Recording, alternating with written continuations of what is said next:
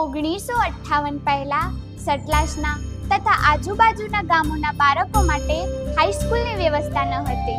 ગઢવારા વિસ્તારના બાળકોના શિક્ષણની ચિંતા કરતા વડીલો અને દાતાઓના સહયોગથી સતલાસના પ્રગતિ મંડળના નામે 1958માં કેળવણી મંડળની સ્થાપના થઈ. ગામમાં જ 2 રૂમ ભાડે લઈ 36 વિદ્યાર્થીઓથી શાળા શરૂ કરી. તે 3 વર્ષ સુધી ત્યાં જ ચાલી.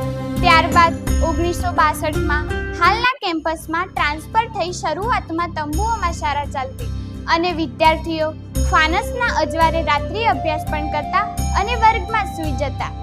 ત્યારબાદ વિદ્યાર્થીઓ અને ગામ લોકોના સહયોગથી ગાર માટીમાં જરૂરિયાત મુજબ એક પછી એક ઓરડાઓ બનાવી જૂનું મકાન બનાવવામાં આવ્યું.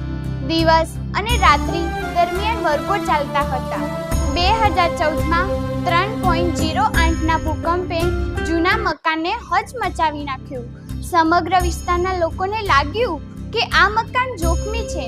તેથી ભૂતપૂર્વ વિદ્યાર્થીઓ અને વિસ્તારના શ્રેષ્ઠીઓ તથા દાતાઓના સહયોગથી ₹7 કરોડના ખર્ચે ભવ્ય, આધુનિક અને સુવિધાસભર સરસ્વતી મંદિરનું નિર્માણ થયું, જેમાં આપના બાળકો અભ્યાસ કરી રહ્યા છે.